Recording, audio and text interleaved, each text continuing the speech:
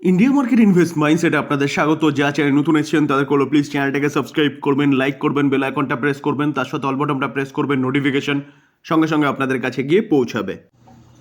এই ভিডিওতে আমরা একটা ফাটাফাটি ব্রেকিং নিউজ নিয়ে আলোচনা করতে চলেছি। কোন সেক্টরকে নিয়ে?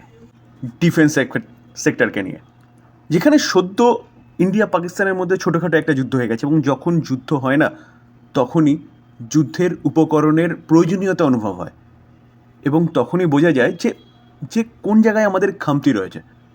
তো ডিফেন্স সেক্টরকে নিয়ে একটা ব্যাপক বড় নিউজ পাওয়া যাচ্ছে। তো স্যার এই কারণে দেখলে দেখা যাবে ডিফেন্স সেক্টরের প্রতি কটা কোম্পানি আজকের দিনে একটা ব্যাপক মুভমেন্ট দেখাচ্ছে। দেখুন বিডিএলকে দেখলে দেখা যাবে বিডিএল আজকের দিনে প্রায় 4.5% মতন এখন একটা ভালো মুভমেন্ট শো করছে। ভারত ইলেকট্রনিক, বেলকেও দেখলে দেখাবে 3%-এর ওপরে একটা ভালো মুভমেন্ট দেখাচ্ছে।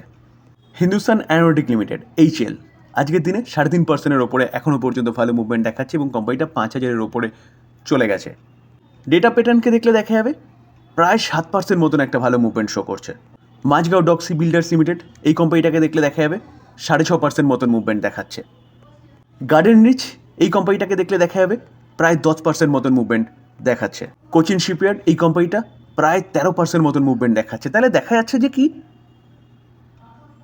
রাডার সিস্টেম নিয়ে কাজ করে বলুন, বা তেজাস নিয়ে ফাইটার হেলিকপ্টার, ফাইটার এয়ারক্রাফট নিয়ে বলুন, বা নেভি সেগমেন্টে বলুন, সবকটা কোম্পানি ভালো ডিফেন্স সেগমেন্টের ভালো মুভমেন্ট শো করছে। জেন টেকনোলজি, এই কোম্পানিটাকে দেখলে দেখাবে দেখুন 5% মতন মুভমেন্ট দেখাচ্ছে। তো এই কোম্পানিটা কিন্তু ড্রোন নিয়ে কাজ করে। তো চলুন আর দেরি না করে দেখে নিই স্যার আজকের দিনের লেটেস্ট নিউজ কি, যে 50,000 কারোর বুস্ট করতে চলেছে ইন্ডিয়ান মিলিটারি আফটার অপারেশন সিন্দুর। তো অপারেশন সিন্দুরের পরে 50,000 কারোরের কিন্তু একটা ভালো অর্ডার আসতে চলেছে ডিফেন্স সেক্টরে, সোর্সের মাধ্যমে পাওয়া যাচ্ছে। তো এটা স্বাভাবিক। দেখুন একটা যুদ্ধ হয়েছে ছোটোখাটো হলেও, তাতে ব্যাপক পরিমাণে খরচা হয়েছে, ইকুইপমেন্টগুলোকে পোড়ানো হয়েছে, বাট পাকিস্তানে নিক্ষেপ করা হয়েছে। তার ব্যালেন্স তো তৈরি করতে হবে। ব্যালেন্স না তৈরি করলে কিন্তু আমাদের বলতে পারেন যে আমাদের সিকিউরিটিতে প্রবলেম হবে ভারতের। যার জন্যে কিন্তু সেই ব্যালেন্সটা করতে গেলে এখনই কিন্তু সেই ইকুইপমেন্টগুলো দরকার এবং তার জন্যে গভর্নমেন্ট 50,000 কারোর একটা বুস্ট করতে চলেছে ডিফেন্স সেক্টরে।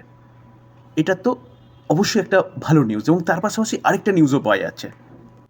দেখুন এই আর্টিকেল দেখলে দেখা যাবে বলছে Indian defence budget may get 50,000 কারোর boost a result of operation সিন্দুর, যেখানে ডিফেন্স বাজেটে এই বুস্টটা হতে চলেছে।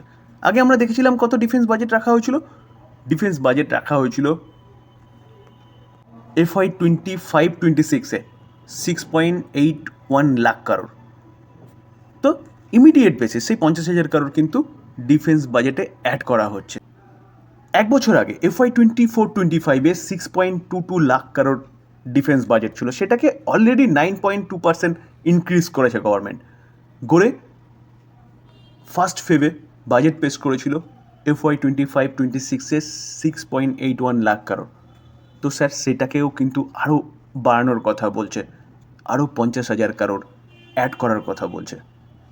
তো এটা কিন্তু একটা ব্যাপক বড় নিউজ ডিফেন্সের সেগমেন্টে। যতটুকু যা শোনা যাচ্ছে সবই কিন্তু সোর্সের মাধ্যমে, যে এই 50,000 কারোরটা আরও বাড়তে পারে, কারণ গভর্নমেন্ট কিন্তু পুরোপুরি ভালো মতন শিক্ষা নিয়েছে এবং এই জায়গায় দাঁড়িয়ে গভর্নমেন্ট ডিফেন্সকে আরও ঢেলে সাজানোর কথা বলছে, মেক ইন ইন্ডিয়ার কথা বলছে। যেখানে সিন্দুর যে অপারেশন হয়েছে তারপরে আমরা যে মোদিজি আমাদের প্রাইম মিনিস্টারের যে ভাষণ শুনেছিলাম তাতে কিন্তু স্পষ্ট হয়ে গেছে। তো আজকের দিনে মূলত এই কারণেই কিন্তু ডিফেন্স সেক্টরের কোম্পানিগুলো এতটা ভালো মুভমেন্ট দেখাচ্ছে। ডিসক্লেমার দিয়ে রাখি যে এই ভিডিওতে ভালো নিউজ পাওয়া যাচ্ছিল ডিফেন্স সেক্টরকে নিয়ে, তাই জন্য সেটা আলোচনা করলাম, টোটালটাই লার্নিং পারপাস, কোনো বাই রেকমেন্ডেশন নয়। বাই করার আগে নিজে ভালো মতন অ্যানালাইসিস করবেন, তারপরে বাই করবেন, বা আপনি আপনার ফাইন্যান্সিয়াল অ্যাডভাইজারের সাথে কথা বলে নিয়ে তারপর বাই করবেন। থ্যাংক ইউ, ভালো থাকবেন।